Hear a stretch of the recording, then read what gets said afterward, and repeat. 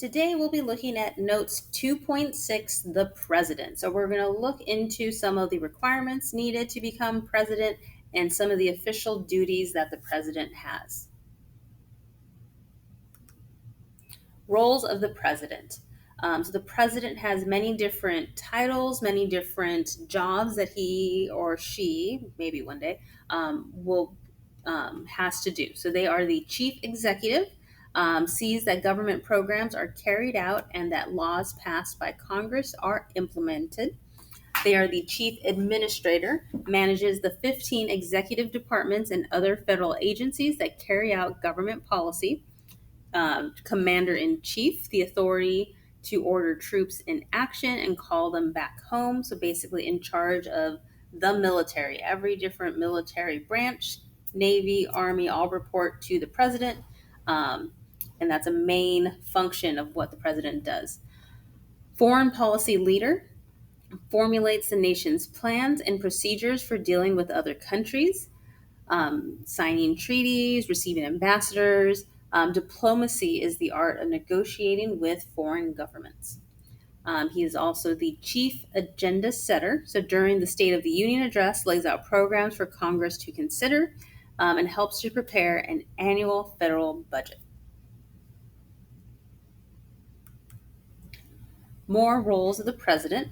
The president also has unofficial roles. So, chief of state, so the head of the state will represent the U.S. in world events, takes on the role of a figurehead for the U.S. Party leader takes the lead in shaping and promoting the party platform, also helps to raise money for their political party. They are considered the chief citizen. The president and vice president are the only nationally elected positions in the government. Most of the other positions are locally elected by constituents. Primary representative of the nation, models good citizenship, and held to a high standard of personal behavior by the people. So they should be the ultimate models of the perfect American citizen. Written qualifications. So what it says in the Constitution that the president needs to have. So there are three formal qualifications. A presidential candidate needs to be at least 35 years old. And so I'll need to double check. So I know JFK was one of our younger presidents. He was elected, I want to say he was like 42. Teddy Roosevelt was also young when he was elected. So I need to double check which one was younger. But that's kind of been the youngest president, where right now President Biden was elected as the oldest president. I think he was like 80, 78 when he was elected. So he's pretty up there. They need to have lived in the country for at least 14 years. So they can't just have been a U.S. citizen, grew up in France their entire life, never lived here. Like, you have to be, a U.S. citizen.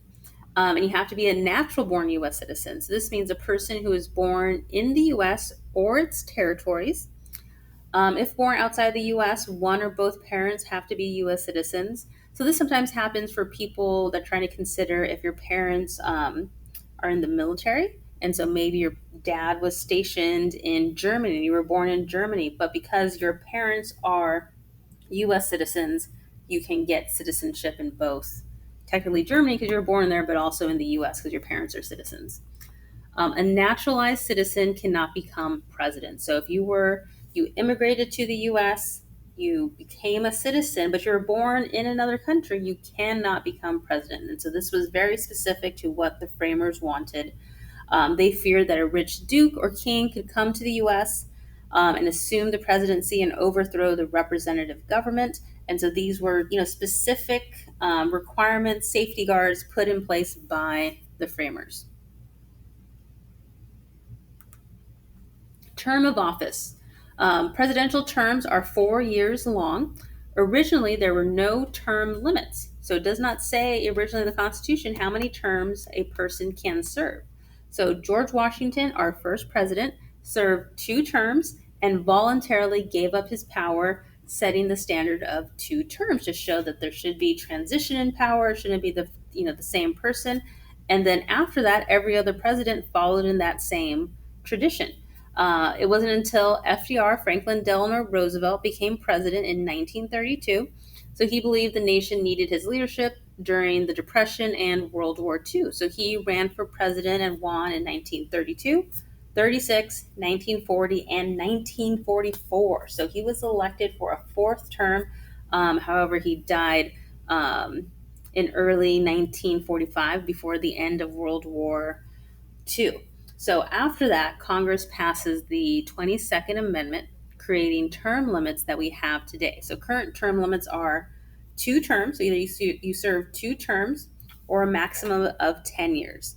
So, like in the case of when President Kennedy had passed away, Vice President Johnson took over and he finished like the last year of his term. So Johnson ran for president in 1964. He won.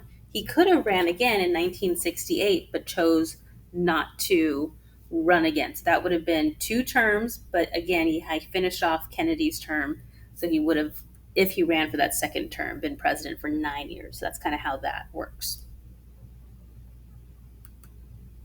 Election to office. Voters do not actually elect the president. Voting electors do. And so these voting electors pledge to support the candidates the voters choose, and they are known as the Electoral College. So the Electoral College is a product of constitutional compromise. When the framers were at the Constitutional Convention, some felt it should be a direct election by the people, but some people didn't necessarily trust the American public to have a straight election like that. And then some felt that Congress should choose the president. So, kind of like it's a compromise of those two ideas. So, it helps to keep the balance between large states and small states. Every state is granted a number of electors equal to the number of congressional seats. And so, there are 538 total votes. In order to win the presidency, a candidate needs 270 electoral votes to win. And so, this is just showing a election map. For the last election, some of the states it took a little bit longer to finish counting the votes, but just kind of showing you where it was at that time. Election to office.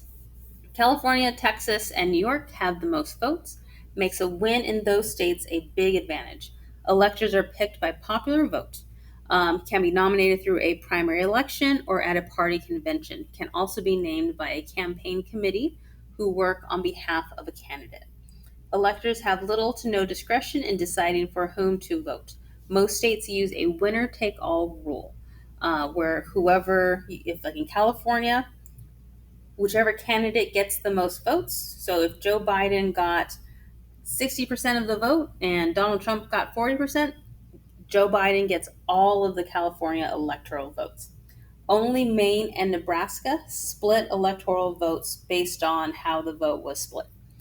Electoral College requires candidates to campaign broadly across the country to win electoral votes. Every state matters. All of those electoral votes matter to your total. Succession. Succession is the process of succeeding or coming after someone. And so, specifically, when the president dies in office, who's going to be the next person to assume that role? And so, the vice president is the first in line. This officially became law in 1967 with the 25th Amendment. It also created procedures for handling presidential disability if the president is incapacitated. For instance, when Ronald Reagan was president, he was shot at, and so he had to go into surgery. So there was a period of time where he was in surgery. You can't make decisions, but you need to always have someone to make decisions. So the vice president will, during that type of a period, will take over those duties until the president is functioning at full capacity. Congress has the power to decide presidential succession. So in 1947, Congress passed the Presidential Succession Act, sets succession following the vice president. So you have next in line Speaker of the House, then the President pro tempore from the Senate, and then after that, it's all of the executive department leaders in order of the creation of the department. Salary and benefits. President and vice president, they have 4-year terms. The president makes $400,000 a year, and it's not to be altered during the term. The vice president makes a little more than $237,000.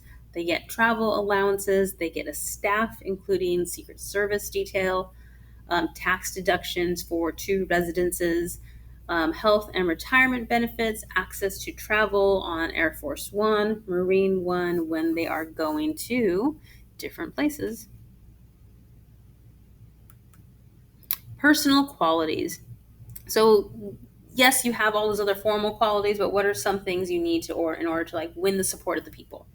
So you need to be able to attract the American people. You have to appeal to the majority of the people. You should possess leadership skills, must be an effective communicator and be persuasive. You should appear dignified, confident, and poised. Be able to work with friends and foes.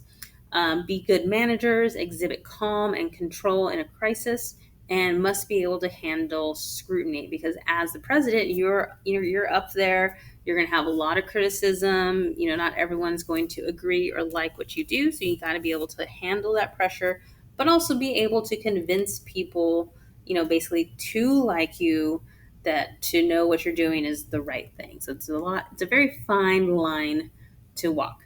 So we are done with our notes today. You want to make sure you go back and look at your key terms and do your definitions.